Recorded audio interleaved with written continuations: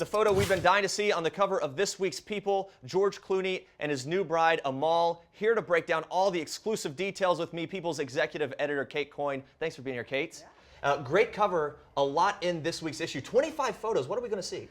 Everything. Yeah. I mean, this is a really unprecedented access to a celebrity wedding. I mean, everything from the cutting of the cake to the note cards to the rings to a piece of paper from Nick Clooney, George's dad's speech. Really? We actually see his handwritten speech that he gave.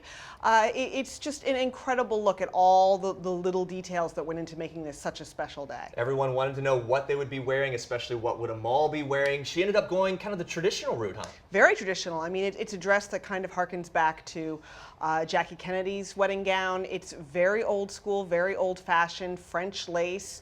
Embroidered with pearls. This is not something that is sleek or sexy or revealing really in any way. I mean, it is off the shoulder, but it's a very, very old school sort of wedding look. And man, is it elegant. She just looks fantastic. She's pretty much flawless. Yeah, she really is. You really can do no wrong when you look like that. And then George, the flawless man, he gets better with age, and he went with Giorgio Armani. No surprise Shocker. there, Yeah, huh? yeah. No, I mean, I think the big shock with this is that he now owns more than one tux. Because Okay, yep. famously, George has been saying that he has the one Armani tux, which is what he wears on every red carpet. So now I guess he officially has two in his closet. And these two perfect people shared a lengthy kiss that we hear about more in the issue. A lengthy kiss, not like a gross tongues out sort of situation. It was a lengthy kiss, a very romantic, little bit of a swoon there, and it led everyone to just burst into applause, which seems fitting for a movie star's wedding, that it was sort of capped off by everyone clapping and cheering. It's just almost as fairy tale as it gets. And you know, George Clooney, here he is, this consummate Hollywood bachelor, the top bachelor in all of Hollywood stardom.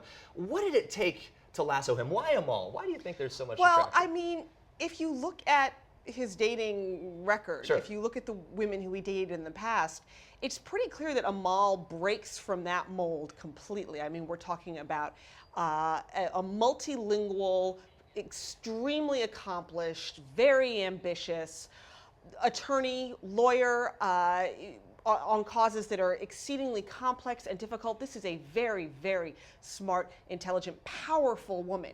And, you know, I think what we said when they first got engaged pretty much sums it up. He met his match. Yeah. He met somebody who can more than hold her own against his sort of level of stardom. She does not bask in his glow. Really, what the wedding shows is that he's very much basking in hers. Kind of married up, didn't he? She is all pretty much, you know, in a league of her own. Sure. And he seems to recognize that. And he gets it. To go from that bachelor to now saying, one of his quotes was, "It feels pretty darn great, pretty damn great." The darn is in quotes there. He was a little more PG-13 than that. Yeah. But yeah, he said that. He also said that they're looking forward to everything, which, you know, raises the question of what's next. Sure. Will there be kids? You know, certainly his dad, Nick Clooney, would like grandbabies. And so that's very much a possibility. We saw so much footage, so many photos of fans and paparazzi just surrounding them. But George and Amal always seemed very relaxed. They were just basking in the moment, weren't They were relaxed, they were at ease, they didn't seem put upon or put out by the paparazzi present. And it kind of created a sort of symbiosis where they were being very happy and generous towards the fans, and so the paparazzi and the fans seemed to remain respectful in turn. Although this could be the start of a whole new sort of approach to dealing with paparazzi, because by getting married in Venice, the way the canal system works, the paparazzi could only get so close anyway. logistics you don't protected have them, that right? situation of stepping out of a car and having a swarm of people on foot right in front of you. It just doesn't work that way. So everybody should just go to Venice, because That's the way to go. You're automatically clearly encased in the You're just water. automatically encased. Yeah. There isn't a lot of outdoor space. Most of the homes, you know, are built on the water, and so for square footage reasons, everybody's inside, which Sure. another great way to keep helicopters and aerial photography at bay. Just keep it indoors. And so interesting to see this sort of open-air, kind of everyone knew about it, very public display, compared to what we saw like Angelina and Brad recently, very secretive. George and Amal decided to just make this a big family affair. The friends were there, a big deal. Friends were there, family were there. They had a embroidered flag that was flying on all of their boats. I mean, they weren't exactly trying to hide the fact that we're here, we're getting married, this is it, this is the weekend. And yet they still managed to do it relatively under wraps. I mean, the paparazzi presence was minimal in terms of getting actual photos of the wedding. They did it flawlessly. One of the interesting things you mentioned, how Amal is someone that he's had to live up to.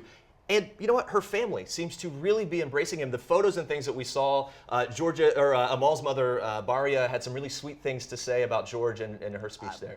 Amal's mother is almost as smitten as Amal. I mean, she said that as a couple, the two of them just sort of embody love and joy and happiness, that they very much feel he is a member of their family, that they have embraced him, they adore him, and they're just thrilled. Even more important in a way than Amal's family, her friends like George. One of the best speeches of the night, I think, was from Amal's best friend, who said that, to be honest, when she heard that her friend was dating George Clooney, she didn't have high hopes because, quote, he's not exactly known as Mr. Commitment. Wow. She said it. She Pretty went, bold she thing to went say at the for wedding. it. But that, you know, as time went on, she realized that this guy was really in love with her best pal, and that her friend had fallen pretty hard too. I mean, Amal quit smoking cold turkey for George, and has had a smile on her face, according to her friends, that has not faded over the past year. She Really is impressive. still that much in love. It's going to take George and Amal and everyone there a while to get over this weekend. It was a big party, but what's next for the couple? What are we going to A see? little bit of a honeymoon, Yeah. he said. George told us that there's a little bit of a honeymoon. I don't know how you honeymoon after 5 perfect days Sure. in Italy. Where do you go now? The moon? I don't know what's Yeah. better than that, but they'll find something. Some place to be alone, I think. Yeah, right? some deserted island Sure. somewhere maybe. And after that, back to work. She has a career, he has a career, and they're going to get right back to it. Wow, well, we can't wait. Thank you for all that information. And of course, you can get your hands on all of it and see it all for yourself in this week's issue of People on newsstands everywhere on Friday.